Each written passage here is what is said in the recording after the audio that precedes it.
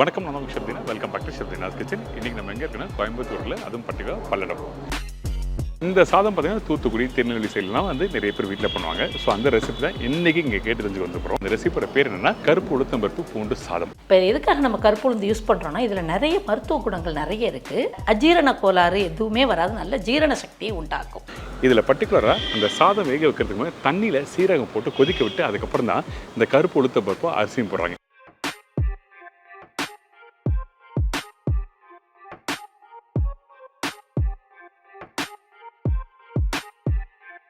இதில் நம்ம தேங்காய் பூ சேர்க்கறதுனால நம்ம டேஸ்ட்டும் நல்லா கூடும். சீரகம் சேர்க்குறோம், அதுவும் குளிர்ச்சி பார்த்துக்கோங்க. ரொம்ப நல்ல பாரம்பரியமான ஒரு நல்ல உணவு அப்படின்னா இந்த ஒரு இதை எடுத்துக்கிடலாம். ஏன்னா இந்த சாதம் வந்து எவ்வளோ தேங்காய் வேணாலும் இழுக்கும். சின்ன குழந்தைங்களுக்கு இது எப்படி கொடுப்போம்னா, ஒரு கிண்ணத்தில் வந்து கருப்பட்டி இருக்குது பார்த்தீங்களா, அதை நல்லா பொடி பண்ணி தூளாக்கி இந்த இதில் வந்து ஒத்த உருண்டையாக குட்டி குட்டியாக உருண்டை எடுத்து அந்த கருப்பட்டியை தொட்டு குழந்தைங்களுக்கு கொடுப்போம். ஆமாம், ஸோ அந்த பிள்ளைங்க நல்லா ஹெல்த்தியாக பூஸ்டியாக வருவாங்க. இந்த கருப்பு உளுத்தம் பருப்பு சாதம் நம்ம சாப்பிடும்போது என்ன மாதிரிலாம் ஹெல்த் பெனிஃபிட்ஸ் கிடைக்குது, ஸோ இந்த மாதிரி விஷயம்லாம் கேட்டு தெரிஞ்சுக்கலாம். இப்போ இந்த காலத்தில் பாருங்கள், யார் எடுத்தாலும் முட்டி வலிங்கிறாங்க.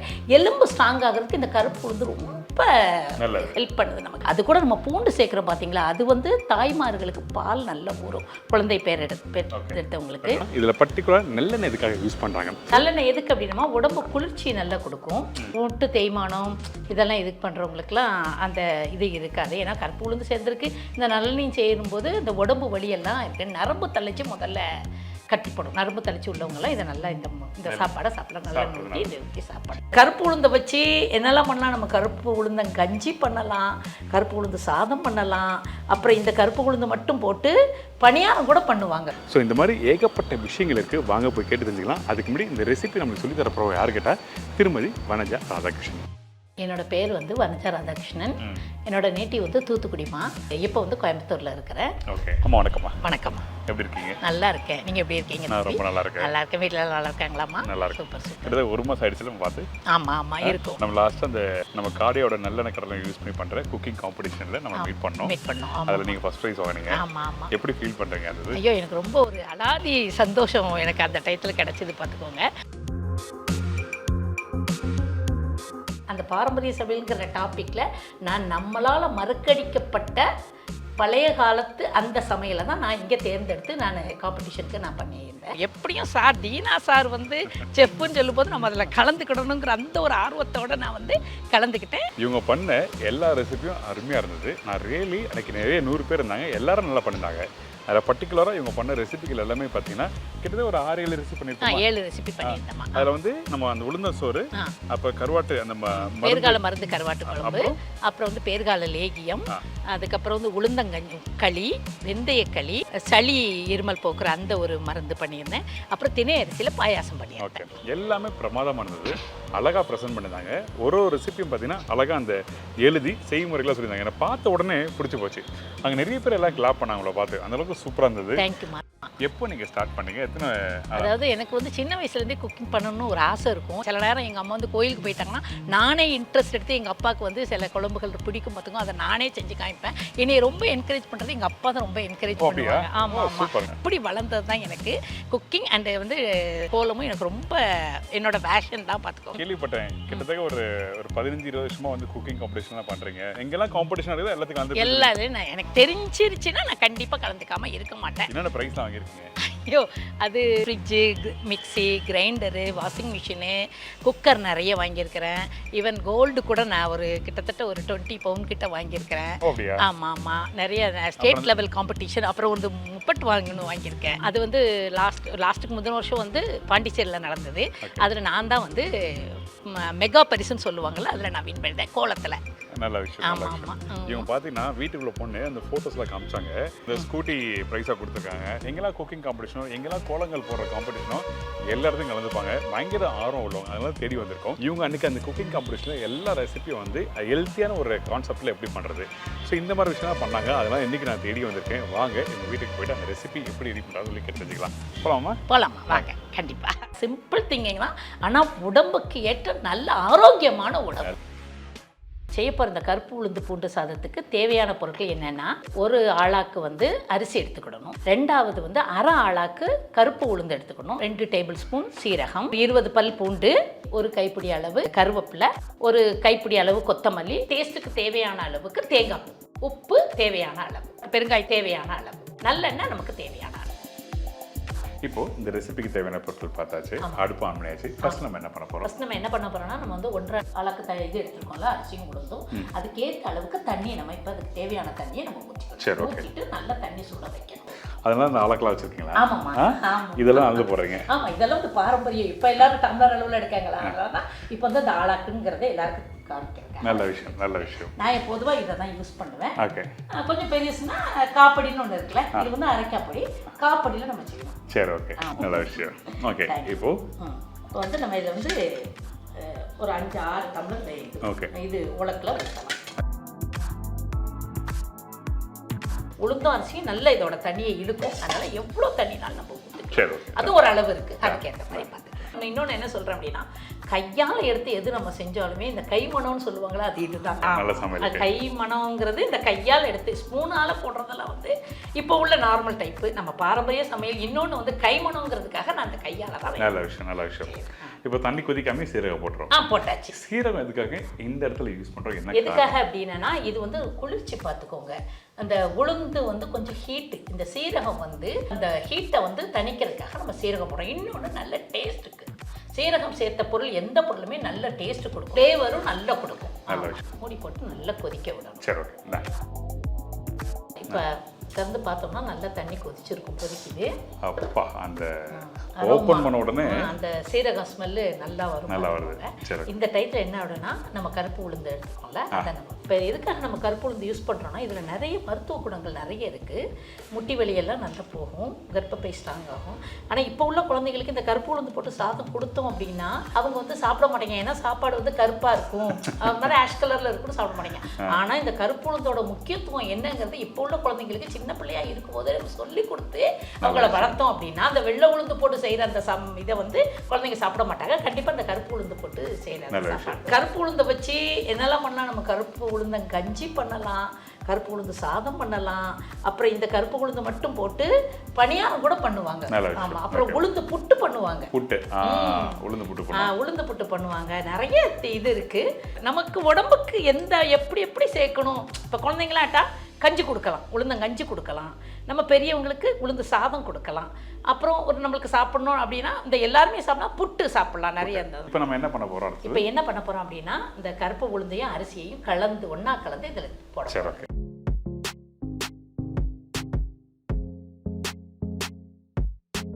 இப்போ எல்லா உளுந்தம்பருப்பு போட்டுரும்.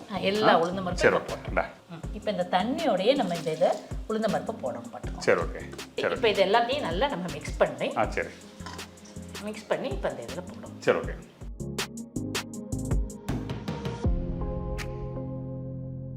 ஓகே, அதோ இந்த உளுத்தம்பருப்பு எவ்வளோ நேரம் ஊறணும் கரெக்டாக? உளுந்து சாதம், பருப்பு சாதம் இதெல்லாம் பண்ணும்போது அரிசியையும் பருப்பையும் ஒரு 1/2 அன் ஹவர் நம்ம ஊற வச்சோன்னு பார்த்துக்கோங்க, எல்லாமே சீக்கிரமே முடியும். ஓகே. இப்போ நம்ம யூஸ் பண்ணுற அரிசி வந்து புழுங்கல் அரிசி தான் யூஸ் பண்ணுமா, இல்லை பச்சை அரிசி யூஸ் பண்ணுவோம்? இல்லை, புழுங்கல் அரிசி நம்ம யூஸ் பண்ணணும். பச்சரிசி யூஸ் பண்ணோம் அப்படின்னா ஒரு மாதிரி வெடிக்க ஆரம்பிச்சிடும். புழுங்கல் அரிசி நல்ல இதாக வரும், நின்று வேகும். பச்சரிசி சீக்கிரத்தில் வந்துடும். ஏன் பச்சரிசி யூஸ் பண்ண மாட்டோம்னா, உளுந்து வேக லேட் ஆகும், பச்சரிசி சீக்கிரம் வந்துடும். அதனால தான் இதை போட்ட பிறகு கிண்டுறோம். அவ்வளோதான். சரி, ஓகே. கிண்டிட்டு கொஞ்சம் நேரம் வெந்ததுக்கு அப்புறம் உப்பு போட்டு. சரி, ஓகே. எதுக்காக கொஞ்சம் வெந்த பிறகு நம்ம உப்பு போடுறோம், என்ன காரணம்? எதுக்காகனா, முதல்ல உப்பு போட்டோம்னா அவ்வளவா வேகாது. அதனால பாதி வெந்ததுக்கு அப்புறம் கொஞ்சம், அதாவது அந்த சாதத்தோட சேர்ந்து அந்த தண்ணியோட அந்த கொதிக்கிற அந்த வரும்போது உப்பு போடும். சரி, நல்ல விஷயம். அந்த டயத்துல நம்ம வெள்ளைப்பூடு போடும். பாதி அந்த டயத்துல வெந்துரும் வெள்ளைப்பூடு. சரி, ஓகே. இப்போ நல்லா கொதிக்கிட்டு மூடி போடுறோமா? மூடி போடும். மூடி போட்டு கொதிக்கும். இப்போ இந்த ரைஸ் வேகட்டும், அந்த ஒரு ஆப்டனா பாதி வேக்காடு கொஞ்சம் வேக்காடு வேகட்டும். அதுக்கப்புறம் இந்த உப்பும் அந்த பூண்டும் வந்து எந்த ஸ்டேஜில் போடுறோம்னு காமிக்கலாம். இப்போ நம்ம திறந்து பார்த்தோம்னா கண்டிப்பாக கொதி வந்து சாதம் நல்லா வெந்திருக்கும். ஒரு அரைவாசி வெந்திருக்கும் பார்த்துக்கோங்க. இப்போ நம்ம பார்க்கலாமா? சரி, ஓகே. இப்போ அந்த அரோமாவோட அந்த இது பாருங்க எவ்வளோ நல்லா வெந்து அரிசி. இதுதான் பாதி வேக்காடு. ஓகே. இந்த டயத்துல தான் நம்ம உப்பு பூண்டையும் போடுறோம். சரி, ஓகே. அந்த சாதம் பாருங்களேன், அந்த சாதம் கொஞ்சம் லைட்டாக வெந்து வருது. அதே டைமில் அந்த கருப்பு உளுத்தம் பருப்பும் மலர்ந்துருக்கு. இப்போ அடுத்தது இப்போ பார்த்தீங்களா இது நல்லா பாதி அளவு வெந்துட்டு நம்ம இப்போ கல் உப்பையும் பூண்டையும் போடணும். சரி. அரிசி உளுந்துக்கு ஏற்ற தேவையான அளவுக்கு நம்ம உப்பு போட்டுக்கணும். கல் உப்பு போட்டுக்கணும். இதுக்கப்புறம் இந்த பூண்டு. ஓகே. இப்போ இந்த பூண்டு யூஸ் பண்றீங்கல்ல, இந்த பூண்டு யூஸ் பண்ணும்போது பர்டிகுலரா வந்து என்ன மாதிரி பூண்டு யூஸ் பண்ணணும் இந்த ரெசிபிக்கு? இதுக்கு வந்து வடை பூண்டு யூஸ் பண்ணேன். இப்போ சின்ன பூண்டு இருக்கு பார்த்தீங்களா, அந்த பூண்டை போட்டோம்னா சீக்கிரம் கழிஞ்சு போயிடும். கழிஞ்சிருச்சுன்னா சாதமும் இந்த பூண்டு நம்ம வச்சு சாப்பிட்றதுக்கு பூண்டு இருக்காது. அது கழிஞ்சிருச்சு அப்படின்னா ஒன்றுமே பூண்டு போட்ட மாதிரி அந்த ஒரு இதே இருக்காது. ஒன்லி அந்த ஸ்மெல்லு மட்டும்தான் இருக்குமே ஒழிய பூண்டு தெரியாது. இந்த பூண்டை போட்டால் மட்டும்தான் அது நல்ல பூண்டு தனியாக தெரிஞ்சு சாதத்தோட இதாகி பார்வைக்கும் நல்லா இருக்கும். நல்ல விஷயம். இப்போ பார்த்துக்கங்க, சீக்கிரம் இன்னும் ஒரு 1/4 மணி நேரத்திலே வந்து பூண்டும் நல்லா வெந்துடும், சாதமும் நல்லா வெந்துடும். இப்போ திருப்பி மூடி போட்டு வேக வைக்கணும். இது வேகிறதுக்கு எவ்வளோ டைம் எடுக்கும்? இதுக்கு இது வந்து இன்னும் ஒரு 20 மினிட்ஸில் இது வெந்துடும். அது வெந்த உடனே தேங்காய் பூவை போட்டு நல்லா கிண்டி கொடுக்கணும். நல்லா இது வந்து எப்படின்னா சாதம் வந்து நம்ம கிண்டும் போது சட்டியில் ஒட்டக்கூடாது, அந்த அளவுக்கு பார்த்து கிண்டணும். அப்புறம் நல்லெண்ணெய், இதில் மெயின் வந்து நல்லெண்ணெயை ஊற்றி கிண்டி முடிச்சுட்டு கருவேப்பிலை மல்லியிலேயே பிச்சு போட்டு ஒரு கிண்டி இறக்கிறோம். கருப்பு உளுந்து பூண்டு சாதம் ரெடி. இன்னும் கொஞ்ச நேரத்தில் ரெடி ஆயிடும்.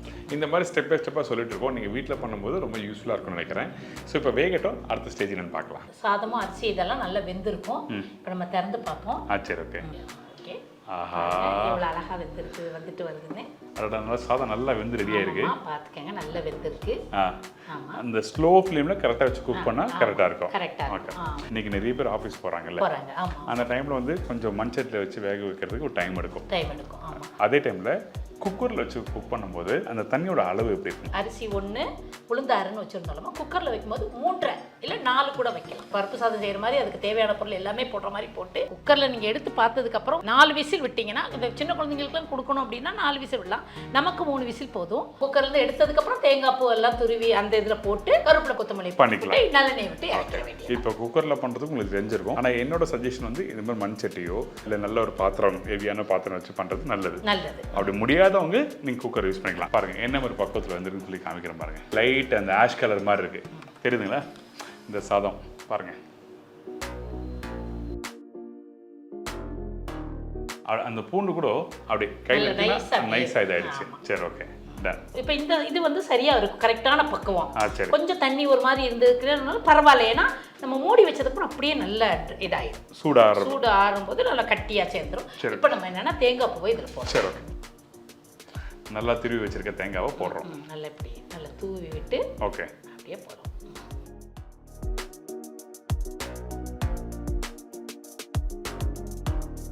ஓகே. இதுக்கப்புறம் இப்போ கிண்டணும். ஓகே. அந்த தேங்காய் போடுறது வந்து அந்த டேஸ்ட்டுக்காக யூஸ் பண்ணுறோம்.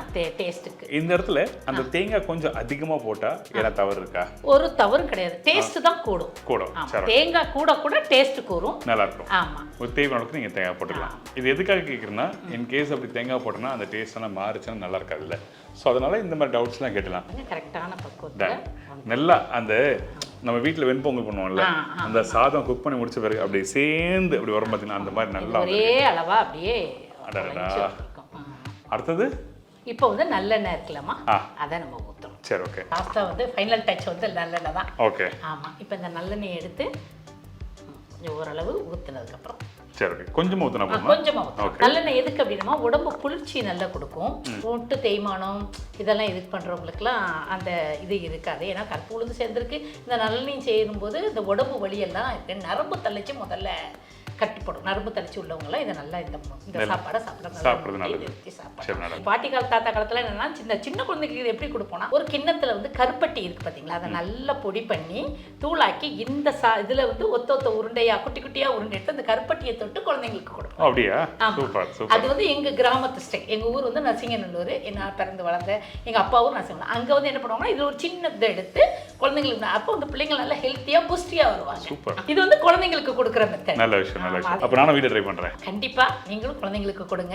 என்னன்னா இதுல இருந்து ஒரு குட்டி உருண்டையை ஒரு 5-6 உருண்டை எடுத்து குழந்தைங்களுக்கு கருப்பட்டியில நல்லா அந்த டோஸ்ட் பண்ற மாதிரி சொல்லணும், அப்படி தொட்டு அப்படி குழந்தைங்களுக்கு கொடுத்தீங்கன்னா அந்த கருப்பட்டி இந்த சூடுக்கு அப்படியே இலகி குழந்தைங்களுக்கு லபக்குன்னு வாய்க்குள்ள போயிரும். நீங்க சொல்லும் போது நான் சாப்பிடணும் போல இருக்கேன். ரசிச்சு சொல்றாங்க.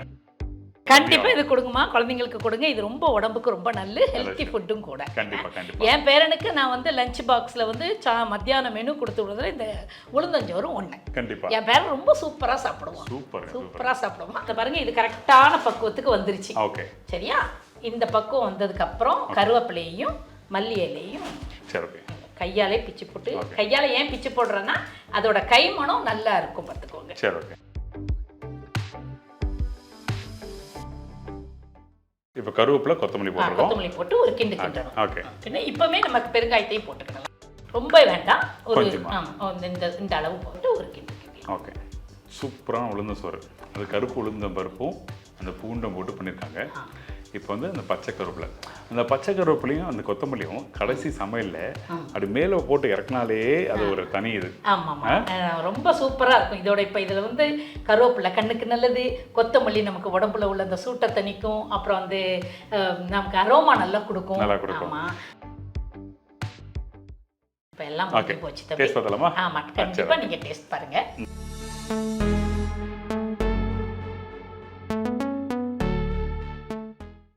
உங்களோட கருவாட்டு குழம்பு இருந்தா நல்லா இருந்திருக்கும். அதாவது இந்த உளுந்து சோறோட அந்த கருவாட்டு குழம்பும் கொடுத்தீங்க, தொட்டு சாப்பிடுங்க, சேர்த்து சாப்பிடுங்கன்னு சொல்லி சொன்னாங்க.